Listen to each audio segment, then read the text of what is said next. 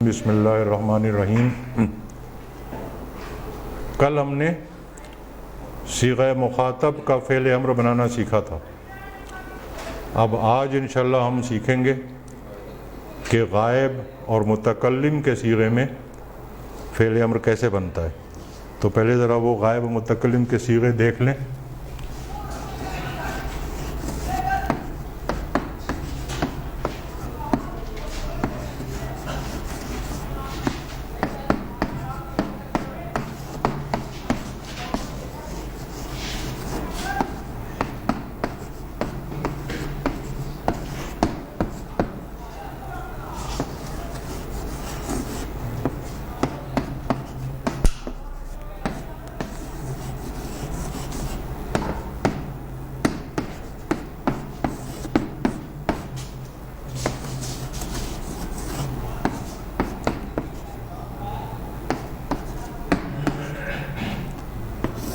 یہ تو غائب کے صیغے ہو گئے۔ مخاطب کا تو ہم پڑھ چکے ہیں کل۔ متکلم کے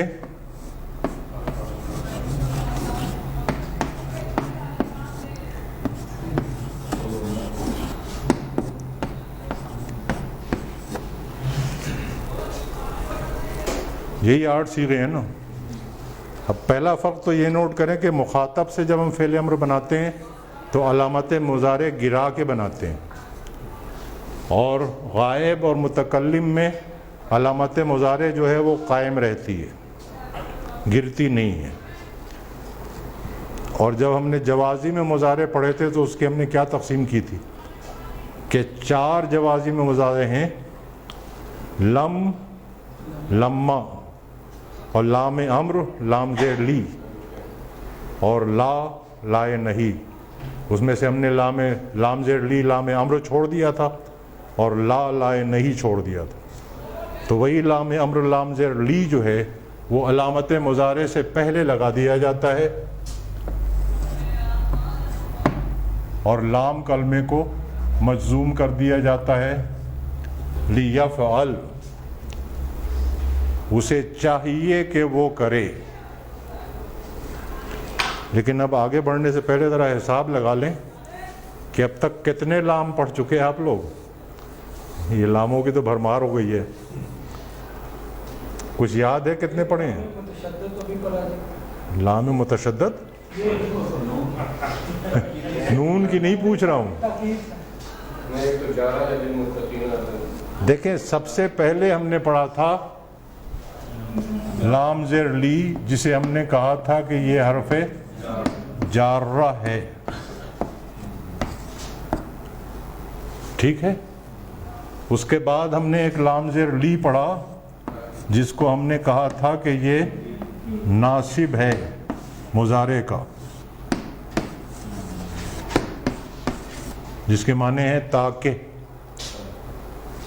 اور اب ہم ایک لام زیر لی پڑھ رہے ہیں جس کو ہم کہتے ہیں کہ یہ لام امر ہے، جس کے معنی ہے چاہیے کہ۔ اور ایک لام زبر لا پڑھا ہے جسے ہم نے کہا تھا کہ یہ لام تاکید ہے۔ لام کئی تو یہ ہے، ناصب مضارع جو ہے یہ لام کئی ہے۔ لام زیر لی حرف جارہ، لام زیر لی لام کئی یعنی ناصب مضارع، اور لام زیر لی لام امر یعنی جازم مضارع، اور لام زبر لا لام تاکید۔ یہ 4 لام آپ اب تک پڑھ چکے ہیں۔ یہ بعد میں لکھ لیجئے گا، میں اس پہ چھوڑ دوں گا ایسے لکھا ہوا۔ پہلے سمجھیں پھر لکھیں، سمجھے بغیر لکھنے سے فائدہ کوئی نہیں۔ اچھا جی، اس کی شناخت میں تو کوئی پرابلم نہیں آئے گی۔ لام زبر لا ہے، یہ سب سے الگ ہے۔ یہ 3 لام ہیں جو بظاہر آئیڈینٹیکل ہیں لام زیر لی، لیکن اس کی شناخت میں بھی کوئی پرابلم نہیں آنی چاہیے، اس لیے کہ یہ صرف اسم پر داخل ہوگا۔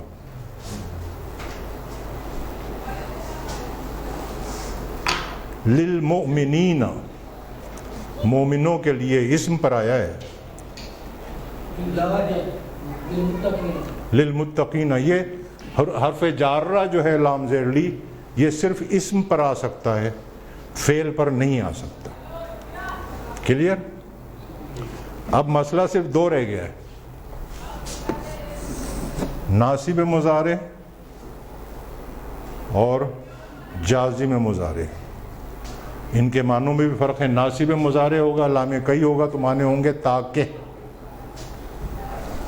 اور جازم مضارع ہوگا، لام امر ہوگا تو اس کے معنی ہوں گے چاہیے کہ۔ ان کی شناخت میں جہاں تک یہ جو صیغے ہیں جس میں ضمیر فاعلی پوشیدہ ہے، پرابلم نہیں آئے گی، اس لیے کہ اگر ہم یہ کہتے ہیں کہ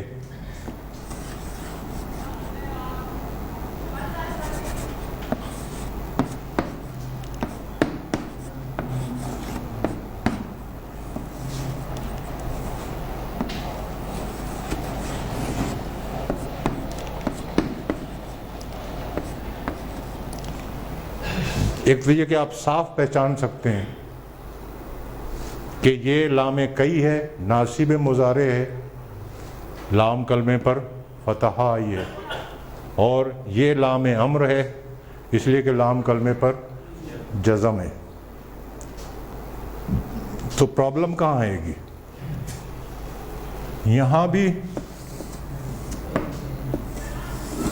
آئے گی پرابلم کہ نہیں آئے گی؟ یہاں تو پرابلم ہی پرابلم ہے، اور ہے کیا؟ اس لیے کہ تینوں صورتوں میں، ہر صورت میں یہ ایک جیسا رہتا ہے، تو وہ تو پھر ظاہر ہے کہ جملے کے کنسٹرکشن سے ہی اندازہ کرنا پڑے گا۔ صرف یہ تین صیغے بچتے ہیں جہاں پرابلم آئے گی۔ اگر ہم کہتے ہیں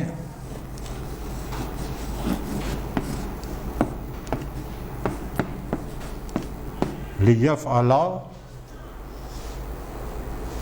اب یہ مضارع منصوب بھی ہو سکتا ہے، اس صورت میں یہ لام کئی ہے، اور یہ مضارع مجزوم بھی ہو سکتا ہے، اس صورت میں یہ لام امر ہے۔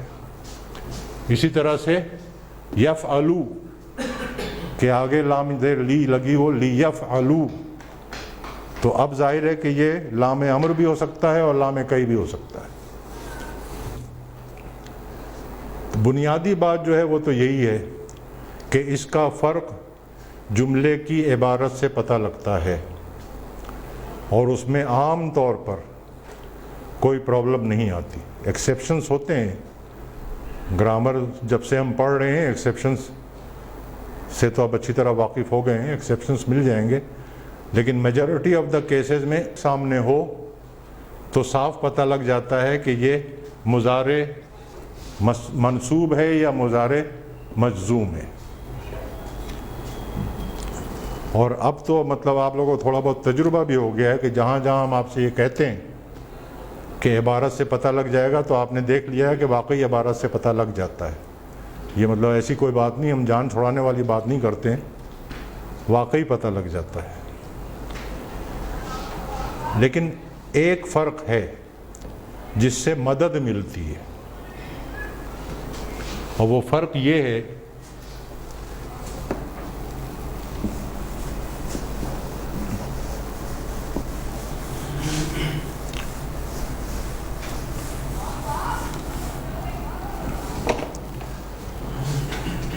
کہ ایسے مضارع سے پہلے اگر واو یا فا آ جائے، دو حروف ہیں، وا یعنی اور فا یعنی پس، تو لام امر مجزوم ہو جاتا ہے، ساکن ہو جاتا ہے، میں غلط بول گیا، لام امر ساکن ہو جاتا ہے، لام کئی متحرک رہتا ہے۔ یوں دیکھ لیں،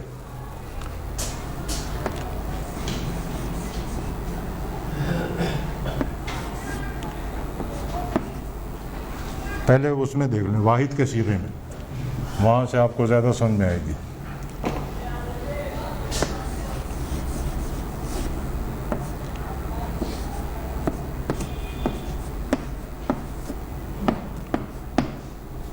لیکتب، یہ کون سا لام ہے؟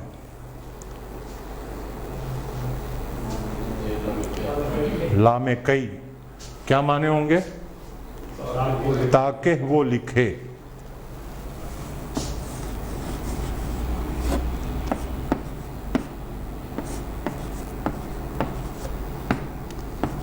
لیکتب، اسے چاہیے کہ وہ لکھے۔ اب اگر اس سے پہلے وا آ جائے اور تاکہ وہ لکھے تو اب یہ لام زیر لی اسی طرح رہے گا، وَلِيَكْتُبَ، اور تاکہ وہ لکھے۔ لیکن اس سے پہلے جب لام آئے گا تو اب یہ لام امر جو ہے یہ ساکن ہوگا، وَلِيَكْتُبْ،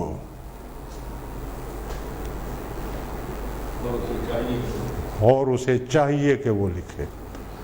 اب اسی طرح سے اس کے جمع میں آ جائیں۔ جمع میں واو کے بغیر دیکھ لیں پہلے،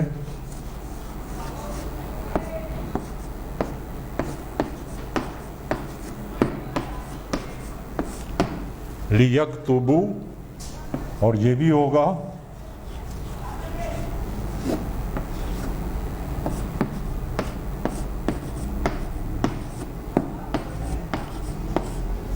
لیکتبو۔ نصب میں بھی یہی شکل، جزم میں بھی یہی شکل، لام کئی میں بھی یہی شکل، لام امر میں یہی شکل۔ لیکن اگر اس سے پہلے وا آ جائے تو یہ تو ایسا ہی رہے گا، وَلِيَكْتُبُوا، تاکہ وہ سب لکھیں۔ لیکن اس سے پہلے جب واو آئے گا تو یہ ساکن ہو جائے گا، وَلْيَكْتُبُوا، ان سب کو چاہیے کہ وہ لکھیں۔ تو یہاں سے پہچان لگ جاتی ہے، بشرط یہ کہ واو یا فا آئے۔ البتہ اگر واو اور فا کے بغیر جب اس قسم کے یہ تین صیغے، دو تثنیہ کے اور ایک جمع مؤنث غائب کا، وہاں پر پھر عبارت سے اندازہ کر لیتے ہیں اور ہو جاتا ہے اندازہ۔ باقی جو صیغے ہیں، واحد مذکر غائب کا، واحد مؤنث غائب کا، واحد متکلم کا اور جمع متکلم کا، اس میں تو نظر آتا ہے فرق، جیسے یہاں آپ کو نظر آ رہا ہے وَلِيَكْتُبَا اور لِيَكْتُبَا اور لِيَكْتُب، لِأَكْتُبَا لِيَكْتُب، لِنَكْتُبَا لِنَكْتُب، فرق صاف نظر آتا ہے۔ ٹھیک ہے جی، بات سمجھ میں آ گئی آپ کے؟ اب جو یہ لکھنا چاہتا ہے لکھ لے، پھر اس کے بعد ہم مشق کرتے ہیں۔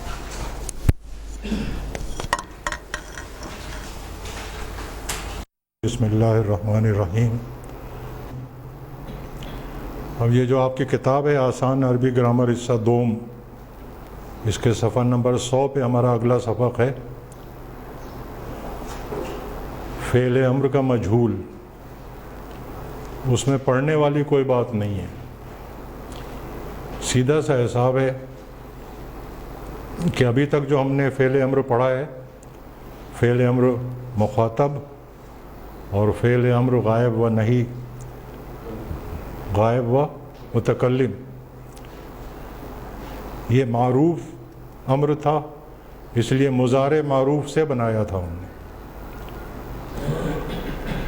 اور فعل امر مجہول جو بنے گا وہ مضارع مجہول سے بنے گا، سیدھا حساب ہے۔ صرف ایک فرق کے ساتھ کہ معروف میں فعل امر بنانے کے دو طریقے ہیں، مخاطب کے الگ اور غائب و متکلم کا الگ، لیکن مجہول کا ایک ہی طریقہ ہے جو مضارع معروف سے ہم بناتے ہیں غائب و متکلم،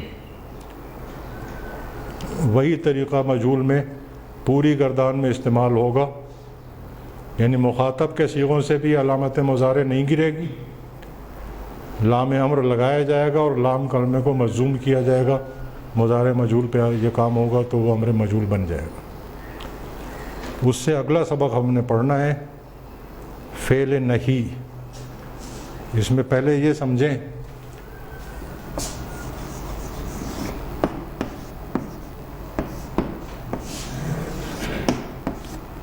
نہیں اور نہیں، ان دونوں میں کیا فرق ہے؟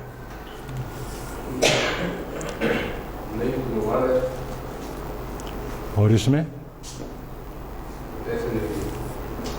میں نگیشن ہے، نفی ہے۔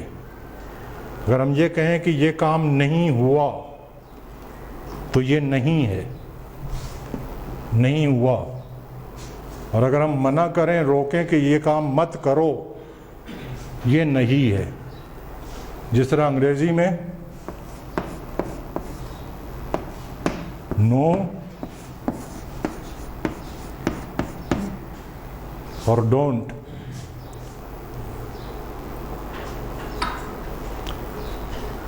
نو کے بجائے ناٹ کر لیں اس کو۔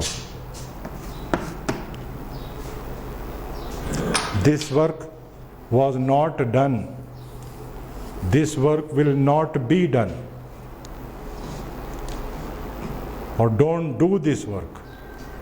یہ ہے فرق نہیں اور نہیں کا۔ نہیں کے لیے عربی میں جو اصطلاح ہے وہ ہے نفی، اور منع کرنے کے لیے ہے نہیں۔ تو ہم جو فعل پڑھ رہے ہیں وہ فعل نہیں ہے، جس میں کام سے منع کرنے کا، کام سے روکنے کا مفہوم ہو، اس کے لیے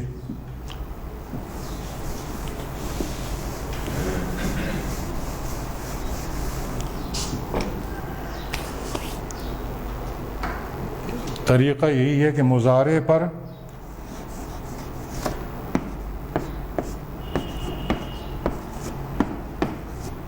یکتب مانے ہے وہ کرتا ہے یا کرے گا، لکھتا ہے یا لکھے گا۔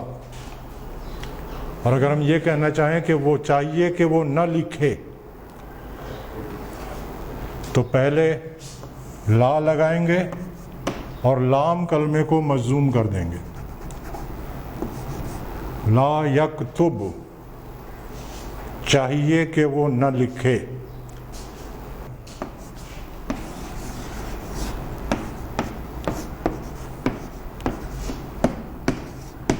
تکتب مانے وہ تو لکھتا ہے یا لکھے گا۔ اور جب ہم اسے کر دیں لا تکتب، تو مانے ہو گئے کہ تو مت لکھ۔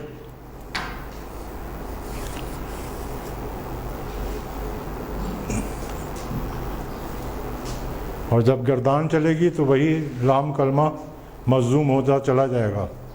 لا یکتبا، لا یکتبو، یکتبونا سے نون اعرابی گرے گا، یکتبانی سے نون اعرابی گرے گا۔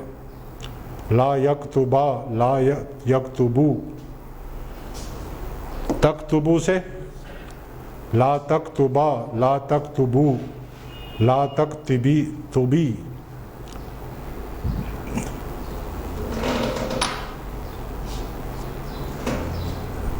تو فعل نہیں بھی آسان ہے کہ پہلے لائے نہیں لگا دیں اور لام کلمے کو مجزوم کر دیں۔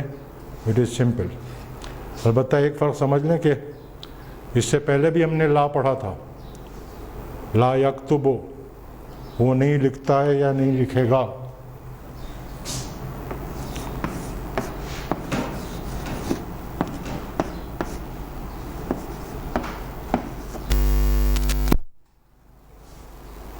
یہ جو لا تھا یہ مضارع میں نفی کے معنی پیدا کرنے کے لیے آتا تھا، اور یہ غیر عامل ہے۔ اور جب نہیں کے معنی پیدا کرنے کے لیے یہی لا آئے گا تو اب یہ عامل ہو جائے گا، مضارع کو مجزوم کرے گا۔ اس لیے اس لا کو ہم کہتے ہیں لائے نہیں، اور اس کو کہتے ہیں لائے نفی۔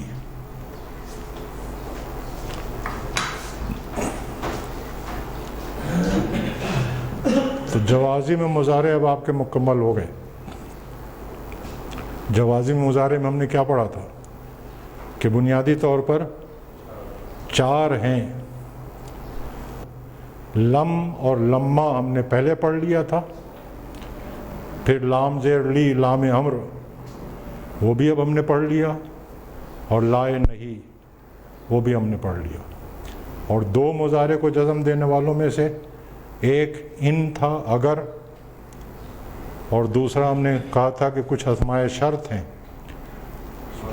اسماء استفہام ہیں, جو جب اسماء شرط بن کے آتے ہیں تو وہ بھی 2 مضارع کو جزم دیتے ہیں. اس میں ہم نے ایک من کی مثال دیکھ لی تھی.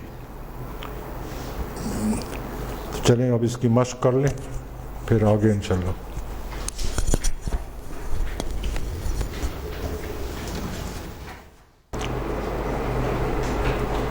پچھلے اسباق میں ہم ابواب پڑھائے تھے کہ یہ باب فتحہ ہے, اور یہ باب ضربہ ہے, اور یہ باب نشرہ ہے, باب سمعہ, باب کرما. 6 ابواب پڑھے تھے ہم نے. ان ابواب کو ہم کہتے ہیں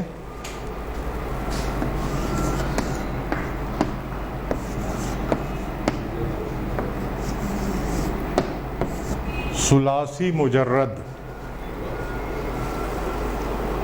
ثلاثی کے معنی تو اب آپ لوگ سمجھتے ہیں نا, ایسا لفظ جس کے مادے میں 3 حروف ہوں, اور جس لفظ کے مادے میں 4 حروف ہوتے ہیں اس کو ہم رباعی کہتے ہیں.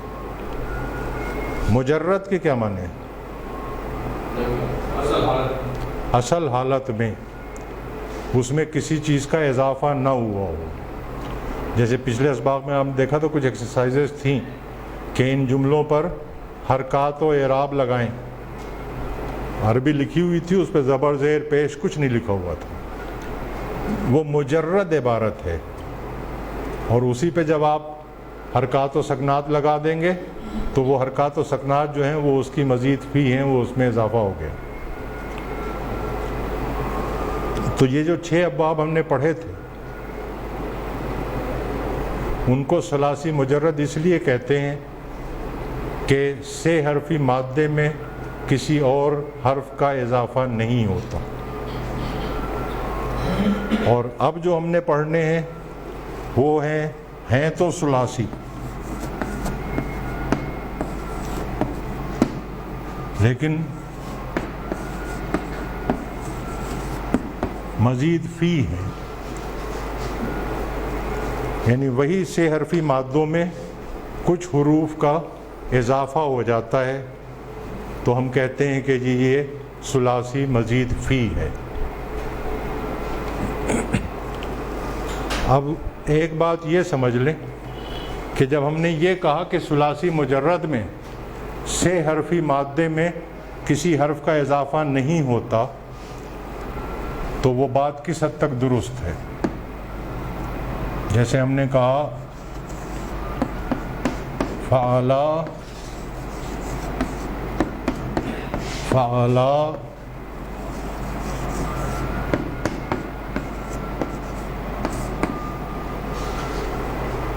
اضافہ ہوا کہ نہیں ہوا؟ فے عین لام کے بعد یہاں الف بڑھ گیا, فے عین لام کے بعد یہاں واو اور الف بڑھ گیا. فعلت تا کا اضافہ ہو گیا, فعلتا تا الف زبر تا کا اضافہ ہو گیا, فعلنا نون کا اضافہ ہو گیا. اور پھر بھی ہم یہ کہہ رہے ہیں کہ یہ مجرد ہے, اس میں کسی حرف کا اضافہ نہیں ہوا ہے. تو یہ سمجھ لیں کہ یہ جو اضافے ہیں یہ اصل میں صیغے کی علامات ہیں. یہ الف یہ تثنیہ کی علامت ہے, یہ واو الف بڑھا کے یہ جمع کی علامت ہے. فعلت میں تا جو ہے وہ مؤنث کی علامت ہے. فعلتا فعلتما یہ سب صیغے کی علامات تھیں. فے عین لام میں کوئی اضافہ نہیں ہوا ہے, اس لیے یہ مجرد ہے. اور مزید فی میں تو فے عین لام کے علاوہ جو حرف کا اضافہ ہوگا وہ ابھی ہم آگے چل کے دیکھیں گے, اس میں پھر صیغے کے الفاظ کا تو اضافہ ہوگا. اب اس میں پہلا کنفیوژن جو ہمارے مائنڈ میں رائز ہوتا ہے کہ جی پھر ہم یہ کیسے پہچانیں گے کہ یہ حرف جو ہے یہ صیغے کی علامت کے لیے اضافہ ہوا ہے یا مادے کے حروف میں اضافہ ہوا ہے. تو اس کے لیے ایک اصول یاد کر لیں کہ پوری گردان دیکھ جائیں آپ, چاہے ماضی کی چیک کر لیں چاہے مضارع کی چیک کر لیں, صیغے کی علامات کے لیے جو حروف کا اضافہ ہوتا ہے وہ ہمیشہ لام کلمے کے بعد ہوتا ہے. دیکھ لیں, فعلا, فعلا, فعلو, فعلت, فعلتا, فعلنا, فعلتا, فعلتما, فعلتم, فعلتی, فعلتما, فعلتن, فعلتو, فعلنا. سارے صیغے کی علامات جو ہیں وہ لام کلمے کے بعد آئی ہیں. کہاں ہے فعلتو؟ ابھی مضارع پہ تو ہم گئی نہیں, ابھی تو میں نے ماضی کی گردان کی.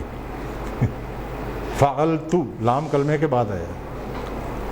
مضارع میں چیک کر لیں, علامت مضارع تو وہ یتان ہے, اور اس کے علاوہ جو اضافہ ہوگا یفعلو, ماضی واحد پہلا جو صیغہ ہے واحد مذکر غائب کا, یفعلو, اور اس کے بعد سارے اضافے لام کے بعد ملیں گے آپ کو. یفعلانی, یفعلونا, تفعلو, تفعلانی, تفعلو, یفعلنا, اور تفعلو, تفعلانے, تفعلون, تفعلینا, تفعلانی, تفعلنا, افعلو, نفعل. تو وہ جو ہیں وہ تو علامت مضارع ہیں, ورنہ صیغے کی علامات جتنی بھی ہیں وہ لام کلمے کے بعد آئی ہیں, مضارع میں بھی ماضی میں بھی. مزید فیہ میں فے عین لام میں جو اضافہ ہوتا ہے وہ فا کلمے سے پہلے یا اور, یہ انگریزی کا آپ نے اینڈ اور سمجھتے ہیں آپ, جس میں دونوں سچویشنز انوالو ہو جاتی ہیں, یا بعد میں. تو اس لیے اس میں کوئی کنفیوژن نہیں ہوتا. ابھی ہم آگے چل کے دیکھ لیں گے کہ پریکٹیکلی کوئی کنفیوژن نہیں ہوتا. علامت مضارع میں علامت مضارع اپنی جگہ قائم رہے گی. اگر فا کلمے سے پہلے کسی حرف کا اضافہ ہوا ہے تو وہ علامت مضارع کے بعد آئے گا. فا کلمے کے بعد اگر اضافہ ہوا ہے تو وہ اپنی جگہ آئے گا. تو یہ بات اگر ذہن میں واضح رہے کہ مزید فی میں سے حرفی مادے میں اگر کسی حرف کا اضافہ ہوتا ہے تو وہ فا کلمے سے پہلے ہوگا یا فا کلمے کے بعد ہوگا, یا دونوں سچویشن ہوں گی کہ فا کلمے سے پہلے بھی ایک حرف کا اضافہ ہو گیا اور فا کلمے کے بعد بھی. اینڈ اور میں نے اسی لیے لکھ دیا.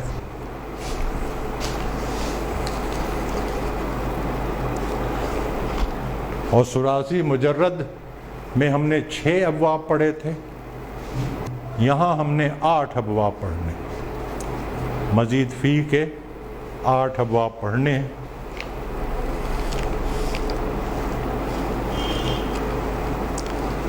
اور ان کے اوزان ہمیں اسی طرح یاد کرنے ہوں گے جس طرح ہم نے ماضی کی گردان اپنے قلم کو یاد کرائی تھی یا مضارع کی گردان اپنے قلم کو یاد کرائی تھی.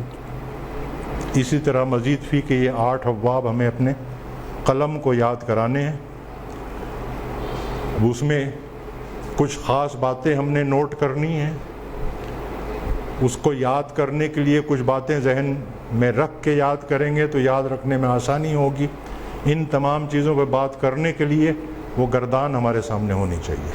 تو اس لیے پہلے میں ذرا گردان لکھ لوں, پھر اس پہ ہم بات کرتے ہیں.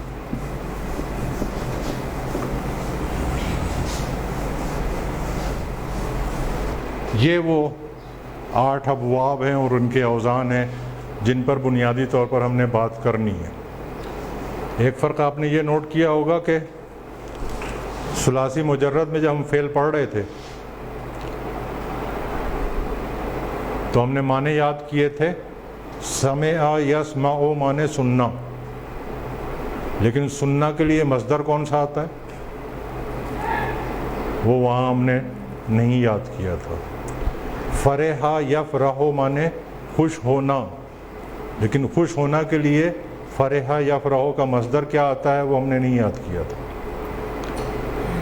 اس کی وجہ یہ ہے کہ ثلاثی مجرد میں مصدر کے لیے کوئی خاص وزن مقرر نہیں ہے، وہ ہمیں ڈکشنری سے ہی نکالنا پڑتا ہے کہ اس کا مصدر کیا استعمال ہوتا ہے. مزید فی میں ہمیں ایک ایڈوانٹیج یہ ہے کہ جس طرح ماضی مضارع کے اوزان فکس ہیں اسی طرح مصدر کے وزن بھی فکس ہیں.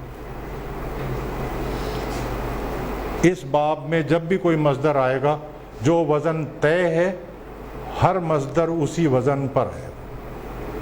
تو اس لیے اس میں ہمیں یاد کرنے کے لیے ایک اضافہ ہو گیا، ماضی مضارع اور مصدر، 3 اوزان یاد کرنے ہوں گے ہمیں.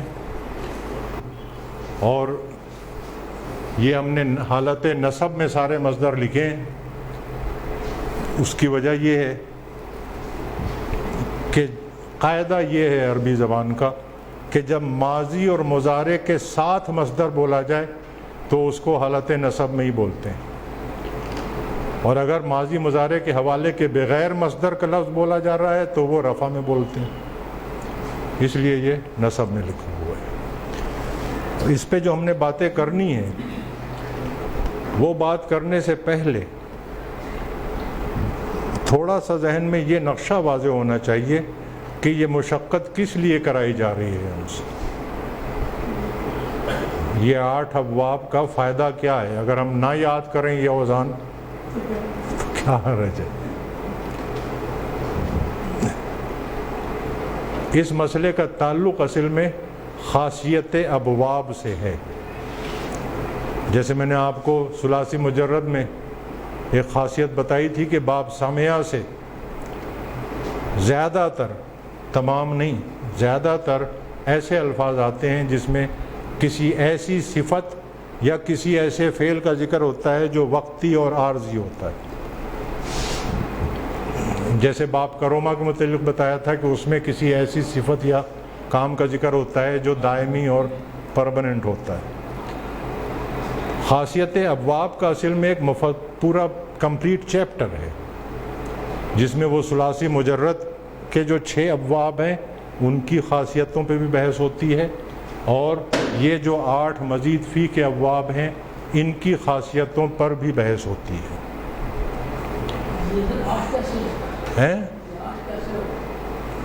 میں نے غلط لکھ دیا کیا؟ 3 اور 2 5 اور 3 8.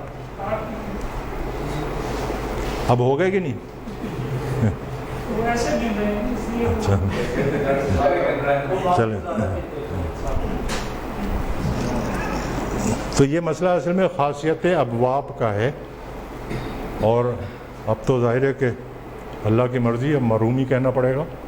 ہمارے حافظ صاحب مرحوم نے منع کر دیا تھا کہ اس کا اس کتاب میں ذکر مت کرو. میں نے جب اوریجنل اسکرپٹ لکھا تھا تو اس میں نے ذکر کیا تھا، اور بات حافظ صاحب کی اس لیے درست ہے کہ جیسے میں نے باب سمعہ کا ایک صفت بتائی آپ کو، ایک خاصیت بتائی، لیکن باب سمعہ کی اور بھی خاصیتیں ہیں. اسی طرح سے یہ جو 8 ابواب ہیں ان میں ایک ایک باب کی 1 سے زیادہ خاصیتیں ہیں، اور یہ مقام نہیں ہے کہ ہم ابھی تو آپ نے باب نہیں پڑھا ہے تو ہم آپ کو ہر باب کی 4 اور 5 خاصیتیں بتانے بیٹھ جائیں. تو میں نے بھی بات مان لی تھی اور میں نے وہ چیپٹر میں انکلوڈ نہیں کیا کتاب میں، لیکن پڑھاتے ہوئے مجھے احساس ہوا کہ طلبہ کا ذہن اس چیز کو ایکسیپٹ نہیں کرتا جب تک کہ اس کا پرپز ان کے مائنڈ میں کلیئر نہ ہو. تو اس لیے اب میں اس وارننگ کے ساتھ کہ میں ایک ایک باب کی ایک ایک خصوصیت آپ کو بتاؤں گا تاکہ آپ کے ذہن میں اس کی یوٹیلیٹی کا کچھ احساس پیدا ہو جائے. لیکن وہی بات کہ کھڑکی بند نہ ہونے پائے، آپ کو یہ بات یاد رہنی چاہیے کہ ہم نے صرف ایک ایک خاصیت پڑھی ہے سہولت کے لیے، اس چیز کو سمجھنے کے لیے، ورنہ ہر باب کی ایک سے زیادہ خاصیتیں ہیں، اور وہ جب اللہ چاہے گا آپ لوگ پہنچیں گے اس مقام تک تو خاصیت ابواب کے چیپٹر میں دیکھ لیجیے گا۔ یہ جو ہے افلا یفعلوا افعالا، یہ جو وزن ہے اس کو باب، اور یہ ابواب کے نام مصدر کے نام پہ ہیں، باب افعال، باب تفعیل، باب مفاعلہ، باب تفعل، باب تفاعل، باب افتعال، باب انفعال اور باب استفعال، مصدر کے نام پر ان کے ابواب کے نام ہیں۔ تو یہ باب افعال جو ہے اس میں وہی سے حرفی مادہ جب آتا ہے تو معنی میں کچھ تبدیلی پیدا ہوتی ہے۔ مثال کے طور پر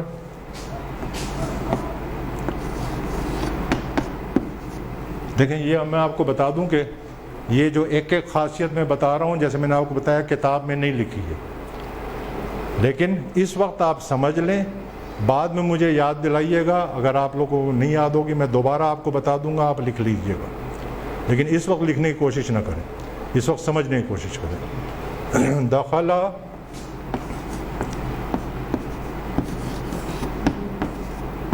یدخل مانے داخل ہونا، لازم ہے کہ متعدی ہے؟ لازم ہے، داخل ہونا۔ اگر ہم یہ کہنا چاہیں داخل کرنا، وہ داخل ہوا، وہ اسکول میں داخل ہوا، وہ تو دخلا یدخلو سے کام چل جائے گا۔ اس نے اس کو اسکول میں داخل کیا، اب وہ باب افعال میں جب ہم لائیں گے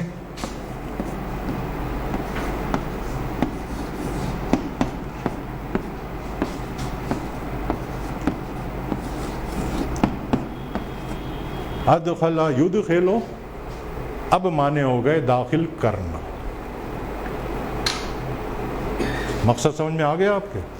باب افعال کی خاصیتوں میں جو پری ڈومیننٹ خاصیت ہے، یوں کہہ لیں پری ڈومیننٹ، میں نے آپ کو بتایا نا کہ ہر باب کی ایک سے زیادہ خاصیتیں ہیں، لیکن ان ایک سے زیادہ خاصیتوں میں جو خاصیت پری ڈومیننٹ ہے وہ یہ ہے کہ باب افعال میں جب کوئی لفظ آتا ہے تو وہ متعدی ہو جاتا ہے۔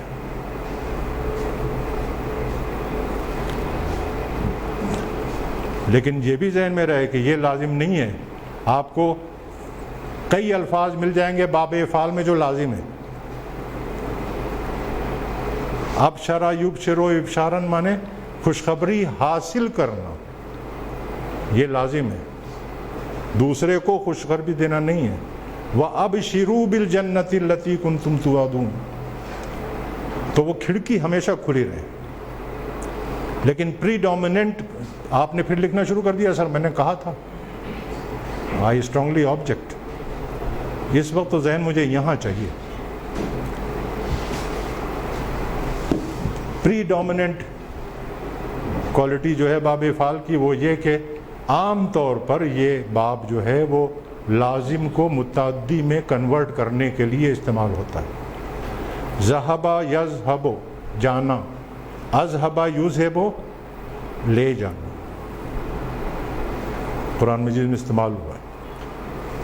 باب تفعیل، اس کی بھی پری ڈومیننٹ کوالٹی وہی ہے کہ لازم کو متعدی میں کنورٹ کرتا ہے۔ البتہ باب افعال اور باب تفعیل میں ایک فرق ہے،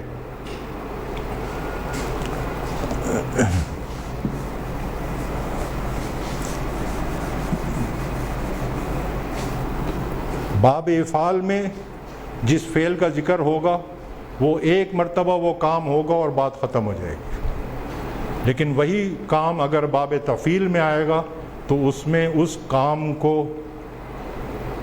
رفتہ رفتہ آہستہ آہستہ کرنے کا مفہوم پیدا ہوتا ہے۔ مثال کے طور پر علم یعلم مانے جاننا، یہ جب باب افعال میں آئے گا علم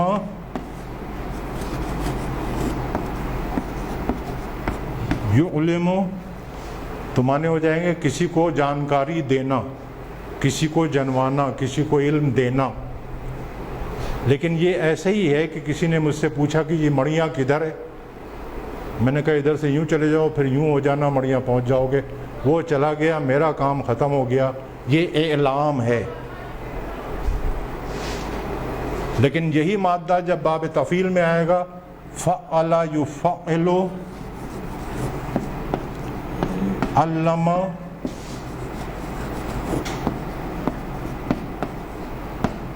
یعلم, کیا بنے گا آگے؟ تعلیماً. یہ کیا ہے؟ وہی علم دینے کا کام ہے. لیکن دیکھیں مارچ سے ہم نے شروع کیا ہے, ابھی جون میں بھی ختم کرنے کا پروگرام نہیں ہے. روزانہ آہستہ آہستہ تسلسل کے ساتھ اسی کام کو کرنا, وہ پھر باب تفعیل کے ذریعے ادا ہوتا ہے. تعلیماً, اسی تدریجاً بھی اسی باب تفعیل کا ہی لفظ ہے. اسی لیے قرآن مجید میں آپ نوٹ کریں کہ جہاں پر ذکر ہوتا ہے کیا نام ہے, لوح محفوظ سے قرآن مجید کو آسمان دنیا پر نازل کرنے کا ذکر ہوگا, وہاں باب افعال آئے گا.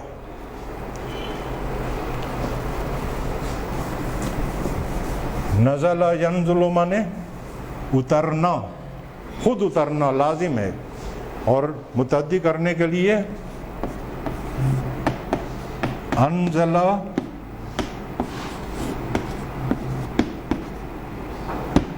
ینزل, انزالاً اتارنا, مگر وہی کام ہے کہ ایک مرتبہ اتار دیا بس. تو جہاں پر اس کا ذکر ہے وہاں باب افعال سے ذکر آیا ہے. انا انزلناہ فی لیلۃ القدر, ہم نے اس کو لیلۃ القدر میں اتارا ہے. یہ اتارنا کیا ہے؟ ایک مرتبہ لوح محفوظ سے آسمان دنیا پر اتارنا. اور وہ جو عمل ہے 22-23 سال رفتہ رفتہ حضور صلی اللہ علیہ وسلم پر نازل ہوتا رہا ہے. وہاں تنزیل کا لفظ آیا قرآن مجید میں باب تفعیل سے. یہ باب افعال اور باب تفعیل کا فرق سمجھ گئے؟ پری ڈومیننٹ کوالٹی دونوں کی ہے وہی کہ لازم سے متعدی کرنا. لیکن اور بھی کوالٹیز ہیں, یہ یاد رہے. فعل یفعل مفاعلۃ, اس میں جب وہ مادہ آتا ہے تو مفہوم پیدا ہو جاتا ہے کہ جس کام کا ذکر ہو رہا ہے, جس فعل کا ذکر ہو رہا ہے, اس کام کو کرنے والے ایک سے زیادہ آدمی ہیں اور ان کا آپس میں مقابلہ بھی ہے, کمپٹیشن. ابھی آپ نے پچھلے سبق میں پڑھا نا ڈکشنری میں, وہ ویکیبلری میں, جہد یجہد, کوشش کرنا, محنت کرنا, خود کوشش کرنا, خود محنت کرنا. لیکن جب جاہد یجاہد مجاہدتن, تو اب یہ ہے کہ میں اپنے مقصد کے لیے جد و جہد میں لگا ہوا ہوں, آپ اپنے مقصد میں کے لیے جد و جہد میں لگے ہوئے ہیں. میں آپ کو نیچا دکھانے کی کوشش کر رہا ہوں, آپ مجھے نیچا دکھانے کی کوشش کر رہے ہیں. یہ ساری تفصیل بتانے کی ضرورت نہیں ہے. مجاہدہ کہیں گے تو یہ سارا مفہوم خود بخود ذہن میں آ جائے گا. اور یہ تو بے تحاشا اردو میں استعمال ہوتا ہے. مقابلہ, مشاعرہ, اردو میں غلط العام مشاعرہ کہہ دیتے ہیں, لیکن اصل میں وہ لفظ ہے مشاعرۃن. ہر شاعر اپنی اپنی غزل سنا رہا ہے اور مشاعرہ لوٹنے کی کوشش کر رہا ہے, مقابلہ ہو رہا ہے. یہ پری ڈومیننٹ کوالٹی ہے, اونلی کوالٹی نہیں ہے, یہ یاد رکھیے گا. میں بار بار اسی لیے یاد کرا رہا ہوں. تفعل, جس فعل کا ذکر ہو رہا ہو اس فعل کو خود حاصل کرنا, اور حاصل کرنے کے لیے تکلیف برداشت کر کے حاصل کرنے کا مفہوم بھی تکلف اسی باب سے بنا. تکلیف اٹھا کر تکلف کے ساتھ اس فعل کو خود حاصل کرنا. دیکھیں ابھی عین لام میم کا جو مادہ تھا باب افعال میں گیا اعلام, دوسرے کو علم دینا. باب تفعیل میں گیا تعلیم, جستا جستا رفتہ رفتہ علم دینا, کنٹینیوس پروسیس. اور وہی جب یہاں آئے گا تعلم,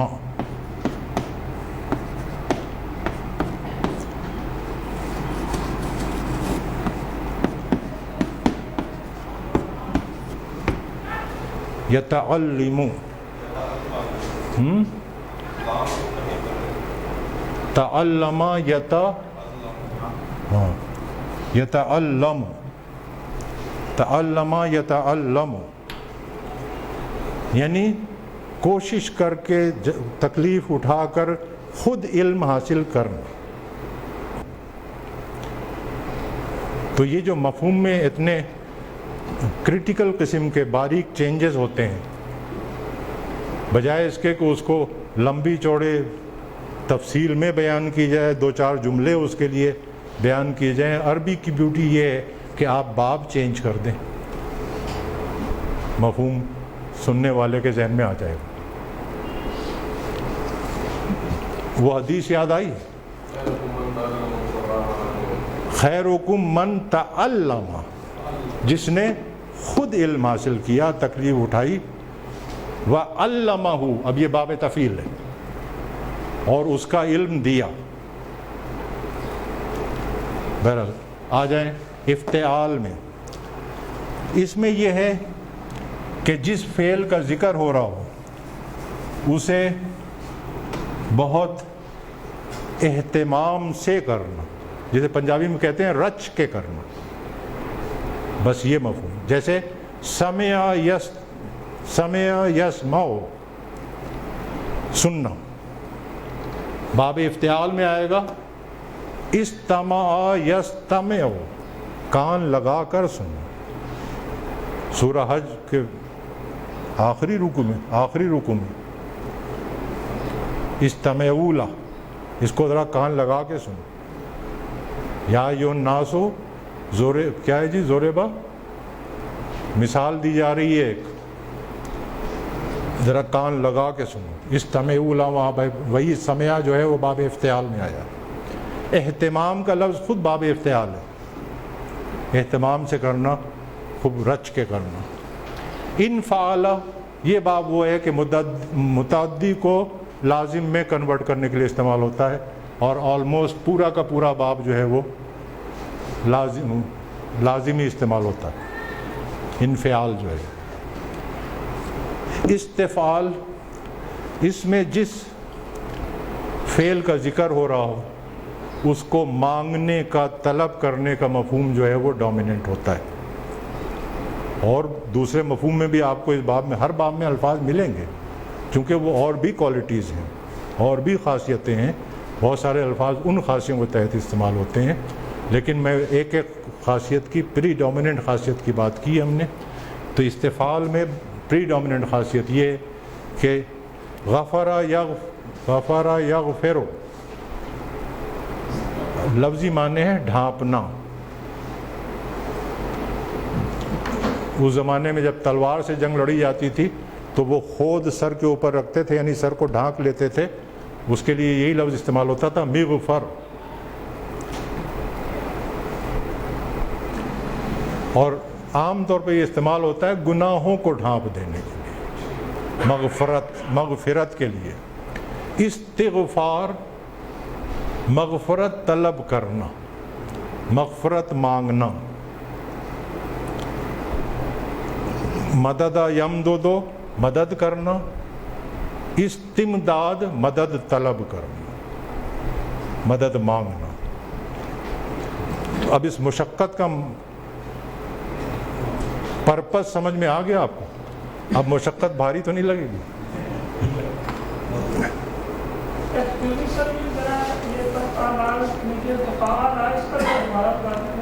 کس کا؟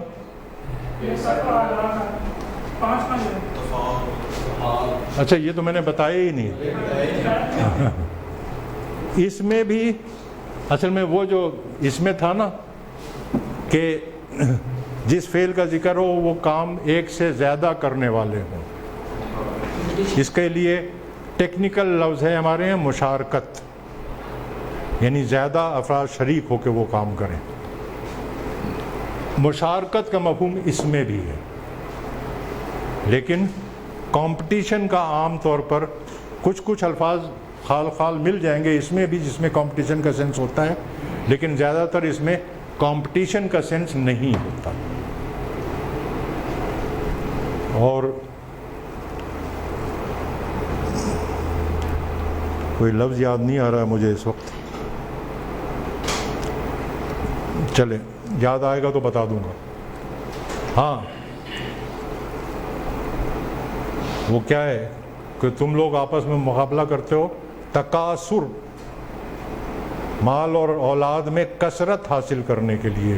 یہ تکاثر جو ہے یہ باب تفاعل ہے، اور یہ وہی خال خال لفظوں میں ہے جس میں کمپٹیشن کا سینس بھی ہے.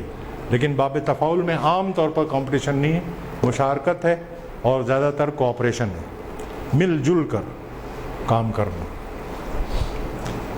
ٹھیک ہے جی، ہو گیا پورا. تو اب ذرا کچھ چیزیں نوٹ کریں.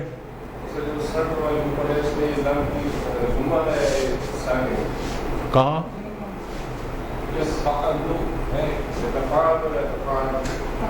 تفاعل یتفاعل، مضارع میں یتفاعل، مضارع میں ہر جگہ آپ کو لام پر ضمہ ملے گی، الا یہ کہ کوئی ناصب مضارع آ جائے یا جازم مضارع آ جائے. اور ماضی چونکہ مبنی ہے اس لیے ماضی میں آپ کو لام کلمے پہ ہر جگہ فتحہ ملے گی. وہ اصول تو یہاں بھی برقرار ہے. وہ ہیں نہیں، یہ تو کتاب میں لکھے ہوئے ہیں. جو میں نے ایک ایک پری ڈومیننٹ خاصیت بتائی ہے آپ کو، وہ نہیں لکھی ہوئی کتاب میں، وہ آپ مجھے بعد میں یاد دلائیے گا. ہیں فے عین لام کی جگہ مادہ آئے گا. یہ میں ابھی ایکسپلین فردر کرتا ہوں تو سمجھ میں آ جائے گی. اب ذرا کچھ چیزیں نوٹ کریں. ماضی کے صیغے پہ کنسنٹریٹ کریں. اس میں کتنے حرف کا اضافہ ہوا؟ ایک، اور فا کلمے سے پہلے. اس میں کتنے حرف کا اضافہ ہوا؟ کہاں؟ مجھے تو یہ تین ہی نظر آ رہے ہیں. فے عین لام عین دو دفعہ آئے گی، اور عین دو دفعہ آنے کا مطلب یہ ہے کہ مادے میں جو عین کلمہ ہے وہ دو دفعہ آئے گا. ابھی میں نے آپ کو مثال دی تھی نا، عین لام میم مادہ ہے نا، علم یعلم، اور جب باب تفعیل میں آیا تھا تو کیا بنا تھا؟ علم. یہاں پہ لام جو ہے یہ عین کلمہ ہے، اس پہ شد آئے گی، یہ دو مرتبہ استعمال ہوگا. مادے میں جو بھی عین کلمہ ہے وہ دو مرتبہ استعمال ہوگا. اس طرح وہ ایک حرف کا اضافہ ہو گیا. اور یہاں کتنے حرف کا اضافہ ہوا ہے؟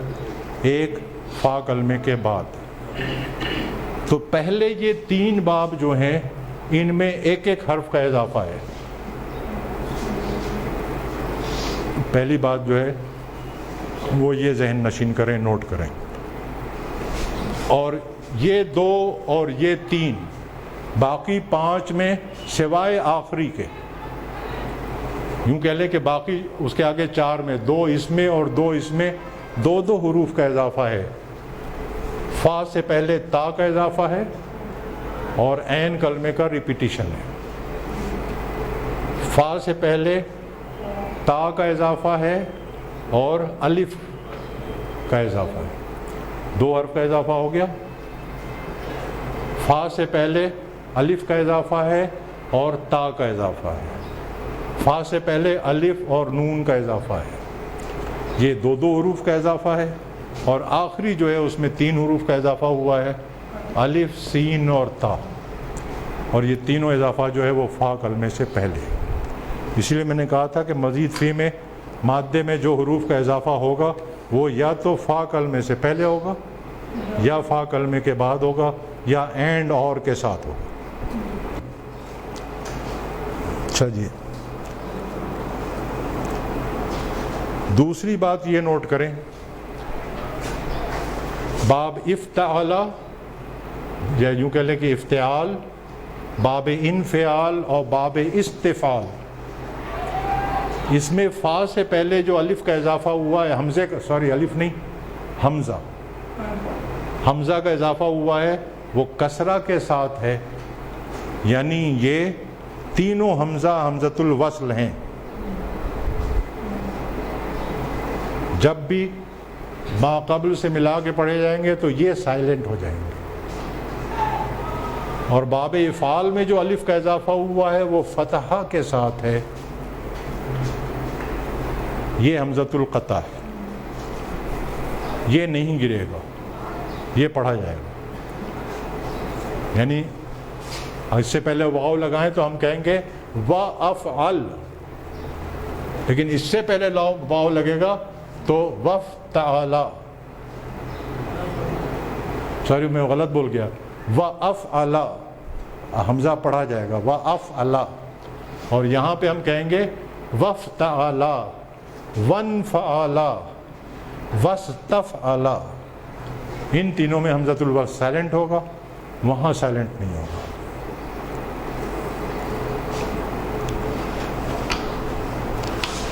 اور یہ تو میں آپ کو بتا چکا ہوں کہ اس میں جتنے بھی مصدر آئیں گے وہ سب اپنے اپنے وزن پہ آئیں گے.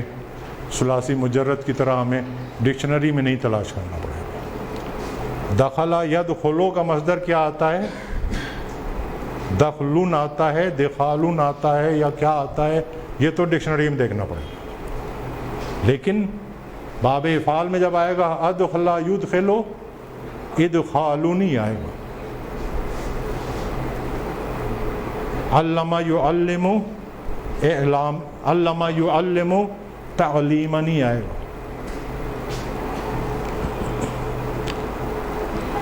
اور ایک اہم بات جو ہے وہ یہ ہے کہ ثلاثی مجرد کے جو 6 ابواب ہم نے پڑھے تھے ان کی بنیاد جو تھی وہ عین کلمے کی حرکت تھی. ماضی کے جو الفاظ فعلا کے وزن پہ آتے ہیں مضارع میں ان کے 3 گروپ بنے تھے، فعلا یفعلو، فعلا یفعلو اور فعلا یفعلو. لیکن مزید فیہ میں چاہے عین کلمے کی حرکت کچھ بھی ہو